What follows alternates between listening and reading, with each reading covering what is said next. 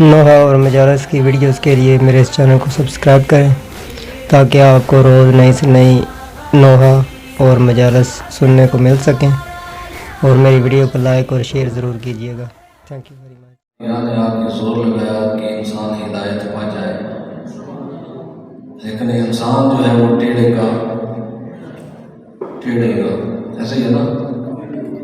اس کے بعد امام معصومین علیہ السلام نے اپنی زندگیاں صرف کر دیں، مشکلات صحیح، سب کچھ ہونے کے باوجود پھر بھی انسان جو ہے وہ پوری طرح ہدایت نہیں پایا۔ ٹھیک ہے میرے بھائیوں بزرگوں، ہدایت ایسے نہیں آ جاتی جس طرح آپ میں کچھ ایسے صاحب کہا جاتا ہے نا کہ آپ ایک بندے کو ایک مرتبہ بلاتے ہو تو وہ اگنور کر دیتا ہے، دوسری مرتبہ بلاتے ہو اگنور کر دیتا ہے، تیسری مرتبہ آپ کہتے ہو میں نے اس کو بلانا ہی نہیں ہوتا ہے نا، نہیں بلانا۔ بالکل اسی طرح سے میرے بھائی اور بزرگوں کو ہدایت میں دستک دیتی ہے۔ جب ہدایت دستک دیتی ہے تو پھر انسان اگر اس کی دستک کو قبول نہ کرے تو پھر ایک مرتبہ اور دستک دے دیتی ہے، لیکن اس کے بعد وہ ہدایت جو ہے وہ دستک دینا بند کر دیتی ہے۔ ٹھیک ہے نا، کیوں؟ اس واسطے کہ ہدی للمتقین، ہدایت ہے متقی لوگوں کے لیے جو ڈرنے والے ہیں۔ ٹھیک ہے، اور جو متقین کی علامات قرآن میں بیان کی گئی ہیں، خدا نے کہا ہے کہ یہی وہ لوگ ہیں جو کامیاب ہونے والے ہیں۔ لوگ کامیابی کی طرف دوڑتے ہیں نا، کامیابی کے خدا کی نگاہ میں کامیابی کیا ہے، میرے اور آپ کی نگاہ میں کامیابی کیا ہے؟ خدا کی نگاہ میں نجات کیا ہے، میری اور آپ کی نگاہ میں نجات کیا ہے؟ میرے بھائی اور بزرگوں، نجات لینے کے لیے انسان کوششیں کر رہے ہیں، نمازیں بھی پڑھ رہے ہیں، روزے بھی رکھ رہے ہیں، زکاتیں بھی دے رہے ہیں، قربانی تو دے رہے ہیں بیچارے، ایسا نا، جتنی ہو سکتا ہے قربانی دے رہے ہیں، لیکن قربانی اس وقت دیتے ہیں جب ان کو ان کا دل کہہ دیتا ہے کہ قربانی دے تو ٹھیک ہے، اس وقت ہوتی ہے وہ قربانی۔ قربانی بھائی اس وقت ہوگی جب خدا کہے اور تو تسلیم کرے، تو اپنی دل کی نہ مانے، امر خدا کو اپنے اوپر مسلط کرے کہ خدا کا امر ہے، اب یہاں پر میرے دل کی نہیں چلتے، یہاں پر میرے دل کی نہیں چلتے، یہاں پر امر الہی ہے، خدا کا امر ہے، میں نے ماننا ہے، ہر صورت ماننا ہے۔ ورنہ مولا کا وہ قول جس میں مولا نے فرمایا کہ دین تمہاری زبانوں پر چڑھا ہوا ہے، ذائقے کی مانند ہے، اچھا لگتا ہے نکل لیتے ہو، اور اگر کڑوا لگے تھوک دیتے ہو۔ نہیں میرے بھائیو، یہ دین مذاق نہیں ہے، یہ دین مذاق نہیں ہے، قرآن مذاق نہیں ہے، خدا مذاق نہیں ہے، بھائی مذاق نہیں ہے۔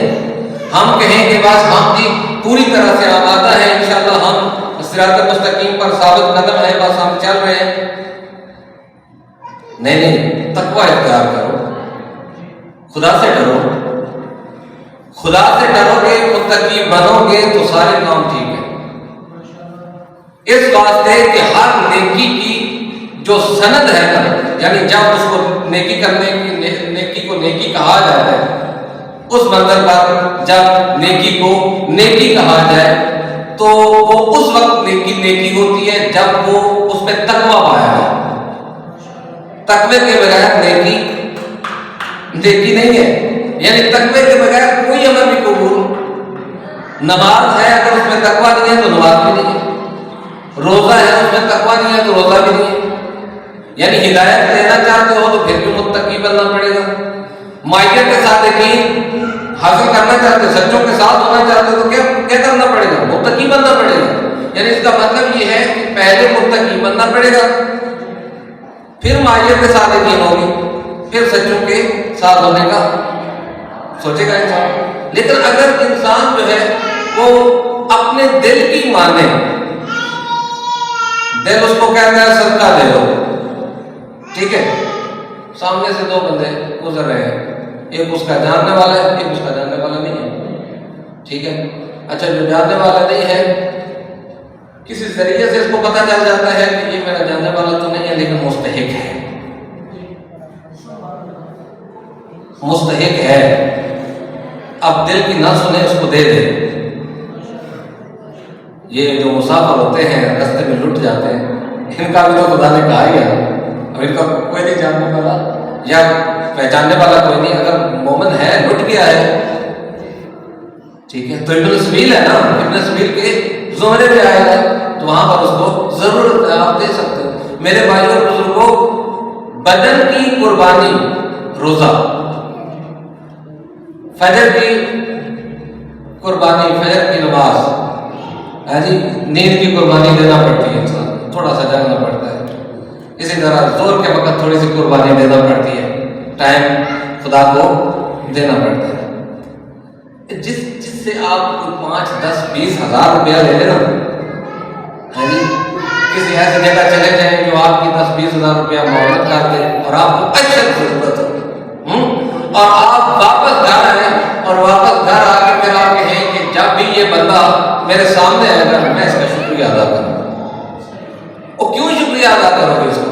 اس واسطے کہ مشکل وقت میں اس نے مجھے سنبھالا دیا، یا جس نے 10 20 ہزار روپے دے کر مشکل وقت میں آپ کو آپ کی مدد کر دی ہے، اس کو تو آپ ساری زندگی نہیں بھولتے ہو، یا ایک چائے کی پیالی۔ وہ خدا جو ہر آن ہمیں عطا کر رہا ہے، وہ خدا جب ہم بیمار ہوتے ہیں تو شفا دیتا ہے، وہ خدا جو ہمیں اولاد دیتا ہے، وہ خدا جس نے ہمیں ڈھیر ساری نعمتیں عطا کی ہیں۔ حق نہیں بنتا کہ اس خدا کے ساتھ زیادہ محبت کی جائے، زیادہ محبت۔ اہل بیت کی محبت قرآن اور خدا سے کتنی ہے یہ آپ تصور کریں نا، کہ قرآن کی بقا کے لیے، اس دین کی بقا کے لیے اہل بیت نے کیا کیا، یعنی تکلیفیں برداشت کی ہیں، لیکن یہ کہا ہے کہ دیکھو ہمیں ان سے محبت ہے، ہمیں خدا سے محبت ہے، ہمیں قرآن سے محبت ہے، ہمیں نماز سے محبت ہے۔ ہاں جی اہل بیت کی کس سے محبت ہے؟ خدا سے، خدا سے سب سے زیادہ محبت کرتے ہیں، اہل بیت سب سے زیادہ خدا سے محبت کرتے ہیں۔ ہمیں کیا کرنا چاہیے؟ جب سب سے زیادہ کسی سے محبت ہوتی ہے نا، پھر اس کی اطاعت ہوتی ہے، پھر اس کی بات کو مانا جاتا ہے۔ اگر میں دعویٰ کرتا ہوں کہ خدا سے زیادہ محبت کرتا ہوں تو اس کا مطلب یہ ہے کہ آپ میں نے خدا کے امر کی اطاعت کرنی ہے، محبت کا تقاضا یہ ہے نا، یا پھر میں دعویٰ جھوٹا کر رہا ہوں، اگر عمل نہیں کر رہا ہوں تو پھر دعویٰ جھوٹا کر رہا ہوں۔ سلوات پڑھیں کہ محمد علیہ بیت محمد۔ تو قرآن کس کو کامیاب کہے؟ قرآن فلاح پانے والا کس کو کہتے ہیں؟ قرآن ہدایت دینے والا کون سے لوگ ہیں جو خدا کی طرف سے ہدایت پر ہیں، کس کو کہتے ہیں؟ اچھا، سب سے پہلی علامت جو غیب پر ایمان رکھے، ٹھیک ہے، غیب پر ایمان رکھے۔ خدا غائب ہے، وقت کے امام غائب ہے، جنت غائب ہے، فرشتے غائب ہے، ایسے ہی نا، دوزخ غائب ہے، ڈھیر ساری چیزیں غائب، غیب پر ایمان رکھنے والا۔ دوسرا ہے نماز کو قائم کرنے والا۔ کسی نے بڑا صحیح نقشہ کھینچا ہے مسجد کا، کسی بھی مسجد کا، بعض مساجد ہوتی ہے، کسی نے مسجد کا نقشہ کھینچا۔ اچھا، وہ نقشہ کیسے کہتے ہیں جناب نے کہا ہے کہ رمضان کا جو پہلا عشرہ ہوتا ہے اس میں مسجد تقریباً کچا کچ ہوتی ہے، بری ہوتی ہے، دوسرے عشرے میں تھوڑا سا کام ہو جاتا ہے، تیسرے عشرے میں اعمال کی راتیں آتی ہیں، 19 کام، 21 تھوڑے سے 2-4 زیادہ ہو جاتے ہیں، 23 کو پھر جملے کا پھر ہوتے ہیں، بہت زیادہ تھوڑے اعمال کرتے ہیں۔ اس کے بعد جناب آ جاتی ہے عید۔ عید پر فل مسجد ہو جاتی ہے، بلکہ مسجد کے بین میں صفوں کی ضرورت پڑ جاتی ہے۔ کتنا باوفا ہے انسان، عید والے دن ہی ظہر کے وقت پھر 2 یا 3 بندے رہ جاتے ہیں،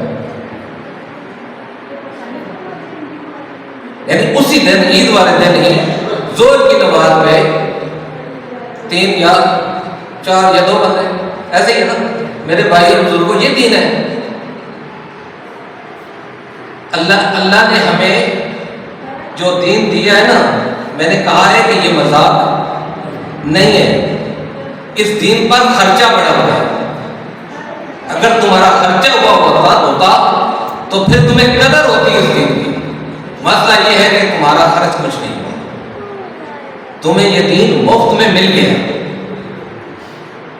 جس طرح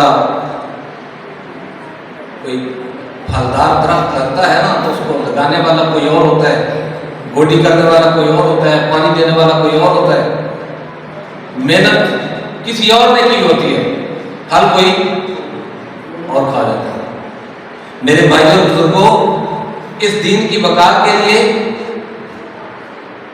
بہت قربانیاں دی گئی ہیں، بہت زیادہ قربانیاں دی گئی ہیں.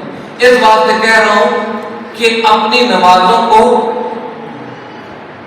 اس طرح نہ پڑھو کہ کبھی اطاعت کر لو اور کبھی تمہاری نمازیں ضائع ہو جائیں. سب سے زیادہ اپنی توجہ، میں یہ نہیں کہہ رہا ہوں کہ صرف نماز پہ آؤ، صرف نماز پہ توجہ نہ دیں، ہر اس عمل پہ توجہ دیں جو خدا کی طرف سے لاگو ہے. صرف نماز نہیں، یہ بھی نہ سمجھیے گا کہ جو بندہ نماز پڑھ لیتا ہے وہ کامیاب ہو گیا. صرف نماز نہیں، ہر جس عمل سے باغی ہو جائے گا نا بندہ، فاجر ہو جائے گا. اللہ کے جس عمل سے باغی ہوگا فسق و فجور میں چلا جائے گا. سمجھ گئے؟ اس بات سے میرے بھائی اور بزرگوں، کبھی نماز پڑھے کبھی نہ پڑھے، کبھی صدقہ دے کبھی نہ دے، کبھی رمضان میں روزہ رکھ لیں کبھی نہ رکھیں. ایسے ہے نا. تو میرے بھائی اور بزرگوں، دین اس چیز کا نام نہیں ہے روزہ نہ رکھو، مرض میں مبتلا ہو تو نہ رکھو، مسئلے کوئی نہیں ہے نا. سفر میں ہو نہ رکھو، اللہ نے میں چھوٹ دی ہے آپ کو. آپ مریض ہو، خدا نخواستہ معافی. لیکن اس چیز کی معافی نہیں ہے کہ انسان ہیلے بہانے کرے. ہیلے بہانے اس چیز کی معافی نہیں ہے. کس کے سامنے ہیلے بہانے کر رہے ہیں؟ اس خدا کے سامنے کہ جو ہمارا سب کچھ جانتا ہے. مثلا کسی کو کہے نا کہ جی آپ بسم اللہ تشریف لائیں نماز پڑھنے کے لیے، وہ کہتا ہے میرے کپڑے ٹھیک نہیں ہیں. اچھا یہ کس کو کہہ رہا ہے کہ کپڑے ٹھیک نہیں ہیں؟ کپڑے ٹھیک نہیں ہیں یہ کس کو کہہ رہے ہیں؟ اپنے آپ کو دعا لگا رہا ہے. خدا جانتا ہے تمہارے کپڑے کتنے ٹھیک ہیں اور کتنے ٹھیک نہیں ہیں.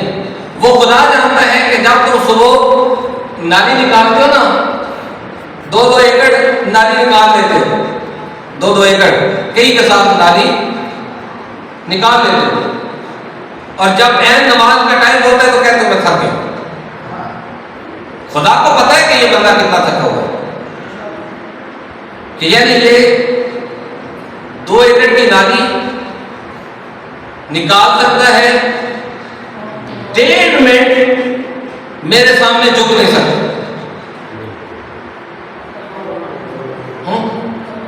صبح سے لے کے شام تک سخت سے سخت کام کرے گا، اور جب نماز کی ٹائم آئے گی باری اس وقت کہے گا کہ اب میں تھک گیا.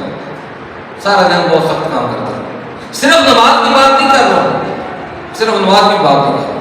ہر مسلمان خدا کی نگاہ میں کون کامیاب ہوگی؟ خدا کی نگاہ میں کون ہدایت یافتہ ہے؟ خدا کی نگاہ میں یہی ہدایت یافتہ جو میں نے ابھی بتایا آپ کو. پہلا کیا ہے؟ غیب پر ایمان لانے والا، اور دوسرا کیا ہے؟ نماز کو قائم کرنے والا. علی کو نماز سے بڑی محبت ہے، اور ہم علی علیہ السلام کو اپنا امام مانتے ہیں. علی کو عدل و انصاف سے بڑی محبت ہے، اور ہم علی ابن ابی طالب کو اپنا امام مانتے ہیں. علی ابن ابی طالب خدا کی بارگاہ میں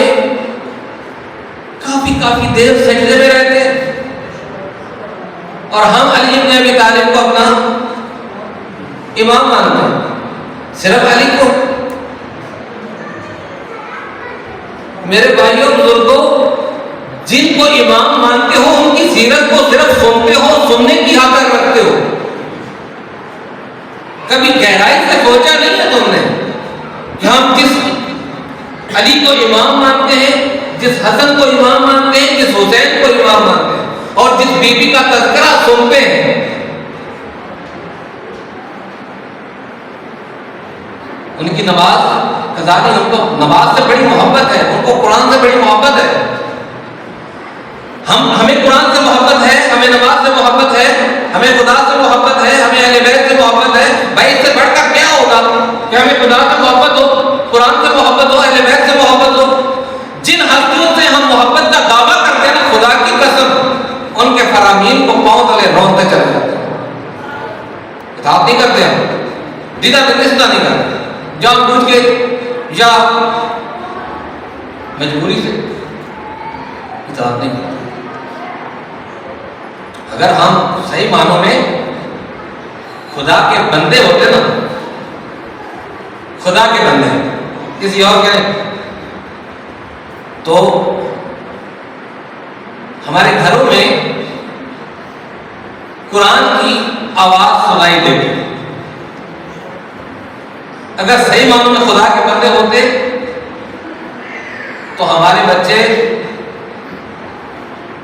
بہت سخت لفظ ہیں، پب جی نہ کھیلتے، فری فائر نہ کھیلتے، اس لیے کہ ہم خود قرآن سے دور ہیں، ہمارے بچے بھی قرآن سے دور ہیں۔ ہم خود کو اپنے آپ کو موبائل میں مصروف رکھتے ہیں، ہمارے بچے بھی موبائل کے بچے ہیں۔ یہ تقریباً ہر گھر میں یہ نہیں کہتا کہ آپ اپنے بچوں کو موبائل نہ دیں، میں یہ نہیں کہتا کہ آپ موبائل استعمال نہ کریں آپ موبائل استعمال، اس سے بڑی چیزیں ملتی ہیں، اس سے بڑی رہنمائی ہوتی ہے، ضروری کے پیغام آپ سن سکتے ہیں، دے سکتے ہیں، لیکن یہ موبائل جب آپ استعمال کریں تو کم از کم یہ خیال رہے کہ اللہ کا امر جو ہے نا وہ پامال ہو، اللہ کا امر یعنی نماز کا وقت اور انسان موبائل پہ لگا ہوا، اب کیا کرنا چاہیے؟ نماز پڑھنی چاہیے یا کوئی دوسرا کام کرنا چاہیے؟ میرے بھائی اور بزرگوں بڑے ساتھ اللہ بس 1 یا 2 منٹ آپ کی سمجھ راشی کروں گا، اس سے زیادہ نہیں۔ محبت ہے نا دم بھرتے ہوئے اہل بیت سے، قرآن سے، خدا سے، تو پھر قرآن کی مانو، اہل بیت کی مانو، پھر قرآن کی اطاعت کرو، اہل بیت کی فرما برداری کرو، رسول کی اطاعت کرو۔ بس تیسری علامت کیا ہے؟ جن کو خدا نے کہا ہے کہ یہ فلاح پانے والے ہیں اور کامیاب ہونے والے ہیں، کیونکہ میرے اور آپ کے کہنے سے سارے بندے اکٹھے ہو گئے نا، ایک بندے کو کہے کہ یہ بندہ کامیاب ہو گیا، سارے بندے اکٹھے ہو گئے، وہ کامیاب نہیں ہے، اس کامیابی کا کوئی معیار نہیں ہے۔ کامیابی وہ ہے کہ خدا اور رسول کہے یہ کامیاب ہے، کامیابی وہ ہے کہ قرآن کہے کہ یہ کامیاب ہے، وہ کامیابی ہے۔ میں اور آپ سارے مل کر کسی بندے کو کہیں کہ یہ کامیاب ہو گیا تو وہ کامیاب نہیں ہے، اور ہم کسی کو کامیاب کر بھی نہیں سکتے، ٹھیک ہے؟ تو قرآن جس کو کامیاب کہہ رہا ہے اس میں تیسری کیٹیگری یہ ہے وَمِمَّا رَزَقْنَاهُمْ يُنْفِقُونَ، جو میں نے تجھے دیا ہے نا اس میں سے میرے راستے میں خرچ کرو، جو میں نے تجھے دیا میرے راستے میں خرچ کرو، وَمِمَّا رَزَقْنَاهُمْ۔ پھر قرآن جس کو کامیاب کہہ رہے ہیں، خدا حکم دے رہا ہے کہ میرے رسول پر بھی اور رسول سے قبل انبیاء پر اور جو ان پر نازل ہو اس پر ایمان لاؤ۔ اس سے یہ چوتھی کیٹیگری ہے جو کامیاب لوگ ہیں، جو کامیاب لوگ ہیں ان کی چوتھی کیٹیگری۔ پانچویں کیٹیگری کون سی ہے جو کامیاب لوگ ہیں؟ پانچویں کیٹیگری ہے میرے بھائیوں روزے قیامت پر ایمان لانا۔ ایمان ہے نا قیامت کے دن پر، یہ قیامت کے دن کیا ہوگا؟ ہاں جی، قیامت کا دن کیا ہوگا بھائی؟ قیامت کے دن ہمیں اپنے کیے کی جزا ملے گی. اچھا کیا ہے تو جنت مل جائے گی، برا کیا ہے خدا نخواستہ تو جہنم انتظار کر رہی. تو جگہ تو میرے بھائیوں بزرگوں، بات یہ ہے کہ یہ تو خدا کی نگاہ میں وہ بندے ہیں جو ہدایت والے ہیں اور کامیاب ہیں. اب اس کے برعکس آپ کو پوری دنیا ایک طرف ہو کے کہہ دے کہ یہ بندہ کامیاب ہے، یہ کر لو، تو آپ کیا کرو گے؟ نہیں کرو گے نا، اس بندے کی بات کو تسلیم نہیں کرو. تم کہو گے کہ بھائی خدا یہ ان کو کامیاب کرے، ہم نے یہ کام کرنا. اس کے برعکس شیطان آپ کو کہے کہ یہ کرو، یہ کرو، یہ کرو، تو یہ کیا ہے؟ مطلب اب یہ ہے کہ ہم منہ پھیر چکے ہیں خدا سے، رحمان سے، جو ہمیں سب کچھ عطا کرتا ہے، اس سے ہم نے منہ پھیر دیا، اعراض کر دیا. کس کی طرف؟ شیطان کی طرف. تو شیطان کا مطلب کیا ہے؟ لانا ہو شیطان کی پرستش نہ کرو، یہ تمہارا خود مخلہ دشمن ہے. شیطان کی پرستش نہ کرو، یہ تمہارا خود مخلہ دشمن. صلوات پڑھے محمد علیہ وسلم.